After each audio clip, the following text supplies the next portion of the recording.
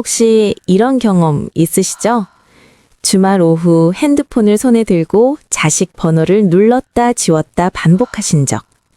오늘 뭐 하나 궁금한데 먼저 연락하면 귀찮아 하려나? 그러다 결국 먼저 문자를 보내셨죠. 밥은 먹었어? 답장은 한참 후에 옵니다. 응, 딱 한 글자. 그 한 글자를 받아들고 뭔가 허전한 기분이 드셨다면 오늘 이 영상이 꼭 필요하신 분입니다. 이상하지 않나요? 이렇게 많이 사랑하는데 왜 자꾸 관계가 어색해질까요? 내가 무얼 잘못한 것도 아닌데 왜 자식은 점점 더 멀어지는 것 같을까요? 사실 많은 분들이 내가 너무 집착하는 건 아닐까 하고 스스로를 탓하십니다. 그런데 오늘 심리학은 전혀 다른 이야기를 합니다. 문제는 사랑의 크기가 아닙니다. 문제는 사랑을 전달하는 방식입니다. 그리고 그 방식이 뇌과학적으로 어떻게 작동하는지 오늘 하나씩 풀어드리겠습니다. 이 영상을 끝까지 보시면 딱 3가지를 알게 됩니다. 첫째, 왜 내가 더 많이 해줄수록 자식이 더 멀어지는지. 둘째, 지금 내가 하고 있는 행동 중 어떤 것이 오히려 관계를 망치고 있는지.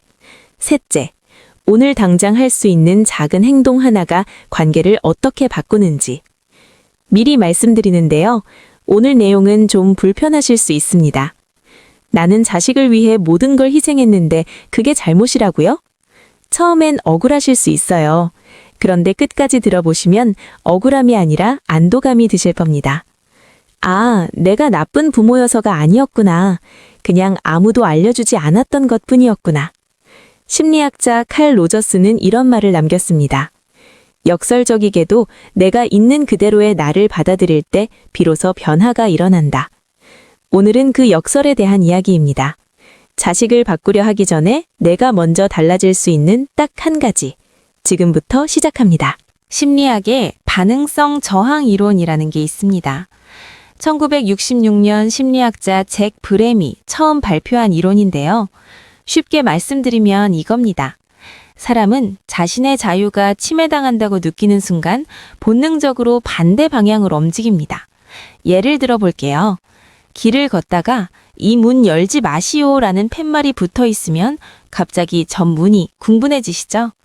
자식도 똑같습니다. 밥은 먹었어? 요즘 어떻게 지내? 언제 올 거야?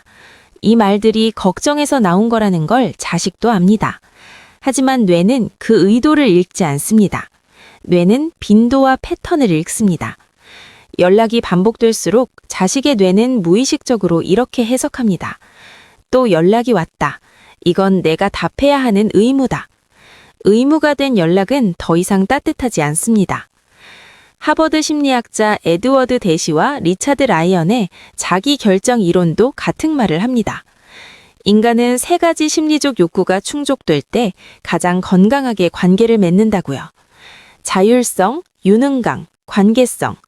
이 중 자율성이 무너지면 나머지 둘도 함께 무너집니다. 부모가 먼저 연락하고 챙기고 해결해주는 패턴이 반복될수록 자식의 뇌 속 자율성 회로가 조용히 꺼지기 시작합니다.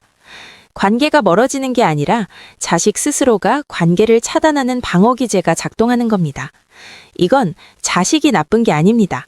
뇌가 자기 자신을 보호하는 거예요. 여기서 많은 분들이 이렇게 생각하십니다. 그럼 연락을 아예 끊어야 하나요? 냉정하게 굴면 자식이 오히려 상처받지 않을까요? 아, 이게 바로 가장 흔한 함정입니다. 뇌과학적으로 보면 이건 오히려 역효과를 냅니다. 갑자기 연락을 끊는 것, 무관심한 척하는 것, 일부러 거리를 두는 것. 이건 전략이지 변화가 아닙니다. 자식은 눈치가 빠릅니다. 부모가 상처받아서 일부러 안 연락하는 건지 진심으로 여유로운 건지 금방 알아챕니다. 심리학자 존 가트만은 30년간 부부, 가족 관계를 연구하며 이런 결론을 냈습니다. 관계를 망치는 건 갈등의 빈도가 아니라 갈등을 대하는 방식의 패턴이라고. 갑자기 냉정해지는 것, 이건 즉 담쌓기 반응입니다. 관계 심리학에서 이 반응은 장기적으로 신뢰를 무너뜨리는 가장 위험한 패턴 중 하나로 분류됩니다. 그러면 어떻게 해야 할까요? 연락을 끊는 것도 아니고 계속 먼저 연락하는 것도 아니라면 지금부터가 진짜 핵심입니다. 해결책 1. 여백의 법칙. 빈자리를 만들어주세요. 원리. 자연은 진공을 싫어합니다. 관계도 마찬가지입니다. 부모가 늘 먼저 채워주면 자식이 채울 공간이 없습니다. 빈자리가 생겨야 자식이 자발적으로 움직입니다. 행동 지침. 이번 주말 평소 연락하던 요일에 딱 하루만 먼저 연락하지 마세요. 문자도 전화도. 대신 자신이 즐거운 일을 하세요. 산책, 독서, 취미. 2019년 텍사스 대학 연구팀이 성인 자녀 300명을 대상으로 조사한 결과 부모로부터 연락 빈도가 줄었을 때 자녀가 먼저 연락하는 횟수가 평균 2.3배 증가했습니다. 이유는 단 하나. 궁금해졌기 때문이었습니다. 해결책 2. 존재 확인 연락법. 내용이 아닌 감정을 보내세요. 원리. 밥 먹었어? 는 질문 요청입니다. 뇌는 이걸 질문으로 받아들입니다. 하지만 오늘 네가 좋아하는 꽃이 폈더라 는 공유입니다. 뇌는 이걸 답할 의무가 없는 온기로 받아들입니다. 행동 지침. 연락할 때 질문 대신 짧은 장면을 보내보세요. 오늘 날씨가 네 생각났어. 한 줄로 충분합니다. 심리학적 근거. 바버라 프레드릭슨의 확장 구축 이론에 따르면 긍정적 감정은 받는 사람의 사고를 열어주고 관계에 대한 접근 동기를 높입니다. 짧고 따뜻한 감정 공유가 긴 안부 통화보다 관계 회복에 더 효과적입니다. 해결책 3. 나의 삶 먼저 채우기. 자식이 아니라 나를 주인공으로. 원리. 심리학에서는 이것을 분화라고 합니다. 가족치료사 머리보행이 정립한 개념으로 건강한 관계는 서로 융합되지 않고 각자의 자아가 살아있을 때 가능하다는 이론입니다. 부모가 자식을 삶의 중심에 두는 순간 자식은 그 무게를 무의식적으로 느낍니다. 그 무게가 결국 자식을 멀어지게 만드는 원인이 됩니다. 행동 지침. 오늘부터 일주일에 한 가지 자식과 관계없는 나만의 활동을 만드세요. 동네 모임, 요리 클래스, 걷기 모임, 무엇이든 좋습니다. 부모가 자신의 삶을 살기 시작하면 자식은 오히려 부모에게 관심을 갖기 시작합니다. 오늘 이 영상을 보시면서 혹시 이런 생각 드셨나요? 나는 그동안 뭘 한 건가? 제발 그 생각은 내려놓으세요. 여러분이 먼저 연락했던 건 자식을 통제하려 해서가 아닙니다. 그냥 보고 싶었던 겁니다. 그 마음은 잘못이 아닙니다. 아무도 올바른 방법을 알려주지 않았을 뿐입니다. 오늘 딱 한 가지만 해보세요.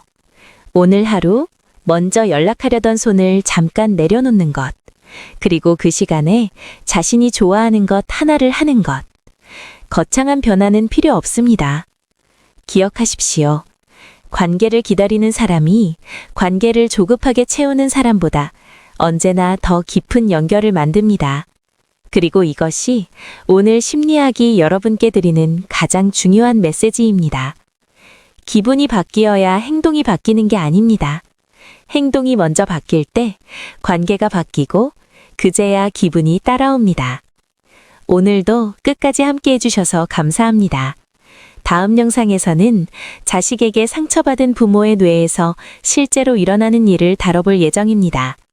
구독과 좋아요는 이 채널을 계속 이어가는 힘이 됩니다.